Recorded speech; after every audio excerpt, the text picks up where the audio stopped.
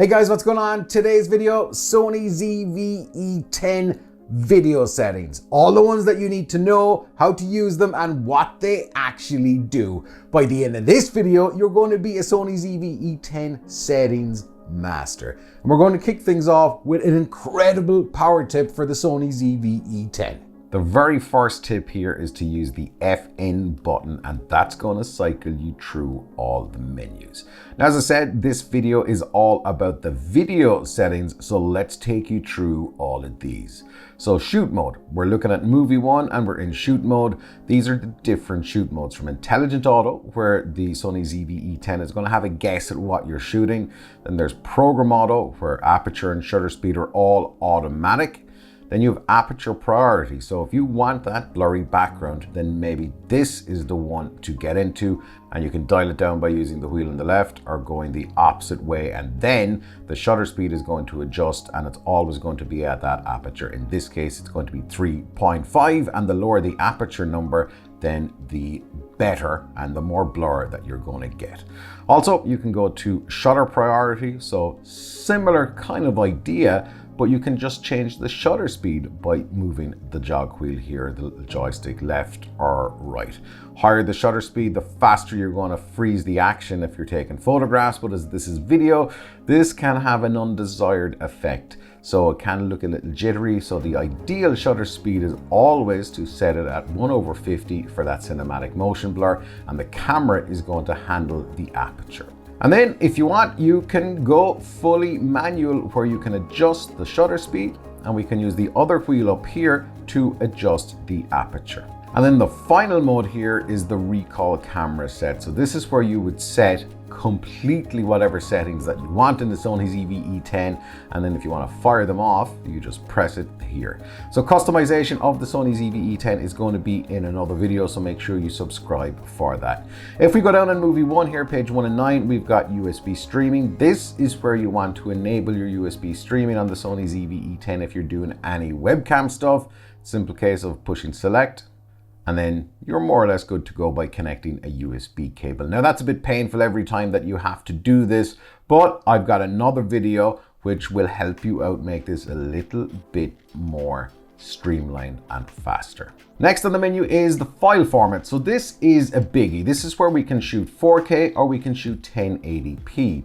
Now, if I go into my 1080p here, XAVC SHD, and if we go to record setting, we can see all the different modes. As we can see here, we've got 120p, 100 megabits per second, 60p, 30p, 24p. Now, depending on where you're at in the world, you might not see 120p. You might not see all of these. Same in the 4K settings, because if you go back to record setting after going into 4K, I've got 24 and 30. So if you're not seeing 24p, which is that cinematic motion blur one that you want, then press FN. Let's cycle across here, setup 1. Let's scroll across to setup 2, page 2 of 5, NTSC and PAL selector, and then we can change to PAL or NTSC. I'm in NTSC mode, and that's where a lot more frame rates live. So if you want to see your 24p and if you want to see all that kind of stuff in 120p, then make sure you're on NTSC. S&Q settings, this is the slow motion setting. So if you're going to record setting, you're going to record at 30p or 60p or even 24p.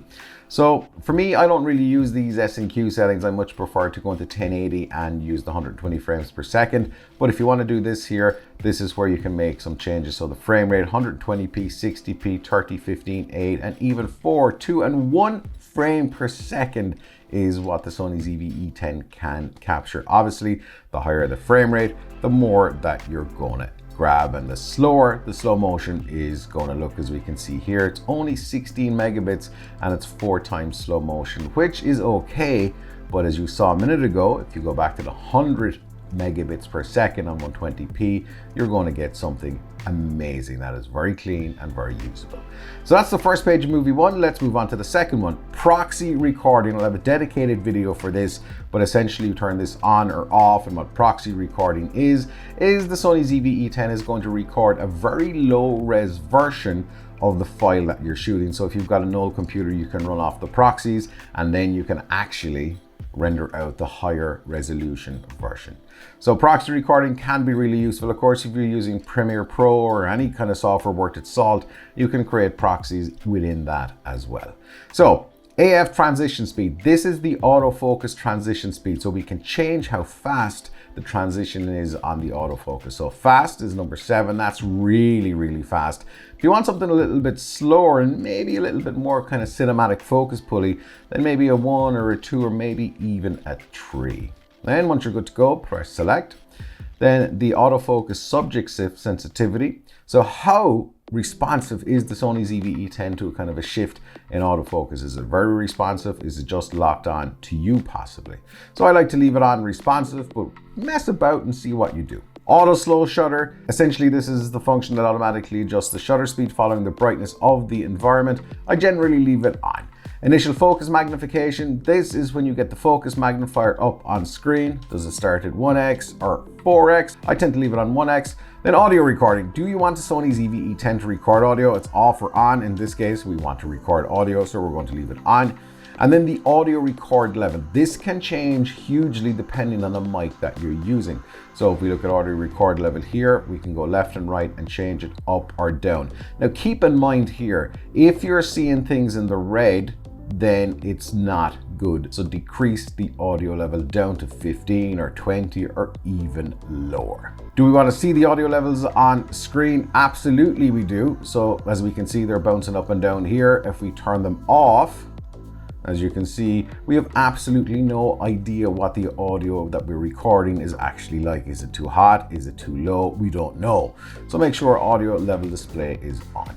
Audio out timing, I tend to leave this on live, but you can have it on lip sync as well. Wind noise reduction, if you've got the dead kitten on there, it does a very, very good job. But if you want to turn this on, you can help it out a little bit more. And then SteadyShot, is it standard or active? Generally active is probably about as good as it's going to get for the Sony ZVE-10, and it's okay. Standard is but keep in mind active is going to give you a little bit of a crop. Now if we move on to SteadyShot settings, we can have it on auto or we can have it on manual, and you can change the focal length depending on the lens that you're using. I find that auto seems to do a pretty good job. Keep in mind, if you are stabilizing Sony ZVE-10 footage, then make sure your SteadyShot is set to off before you record. Now let's bounce on to page 4 and 9, marker display. This is a little bit advanced in one sense, but it's also very, very cool to use. So marker display, let's turn this on, show you guys an example, and then marker settings. So do we want something on screen to highlight the center of the exact frame? Do we have an aspect ratio like that cinematic 235:1 or 185:1? Let's turn some of these on. Safety zone, 80%, 90%, and then the guide frame, do we want that on or off?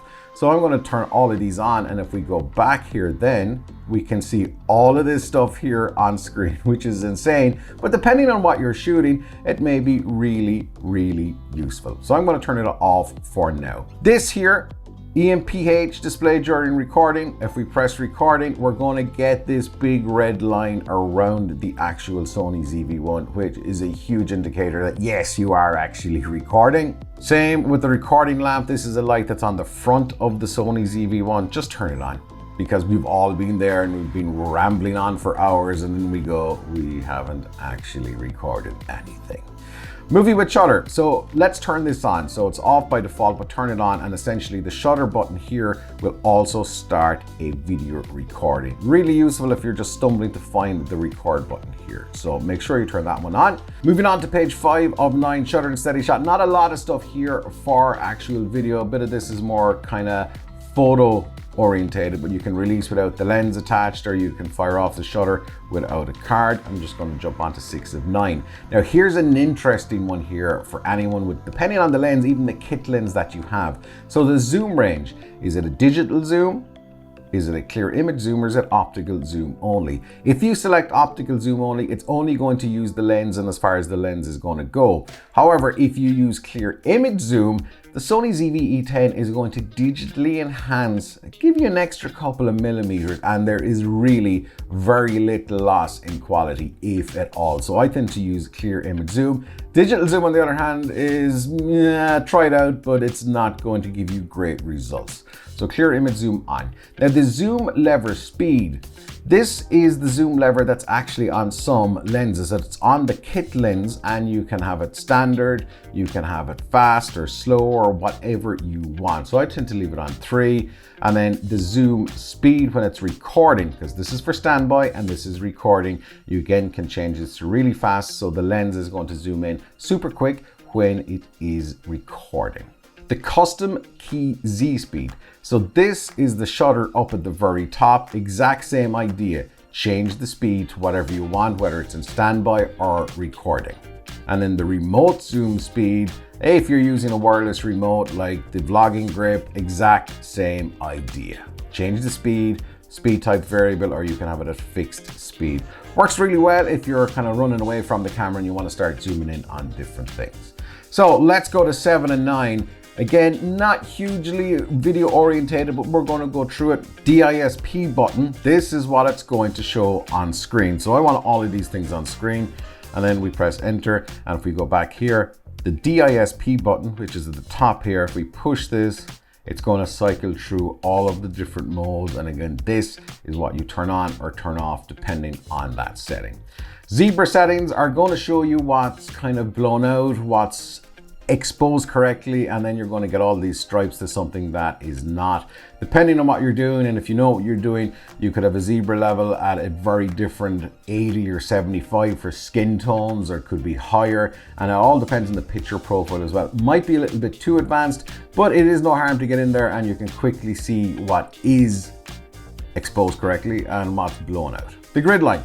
So if you don't have any of the markers on, the rule of thirds grid is going to give you lines on the screen, which is really useful if you're looking to compose something a little bit better.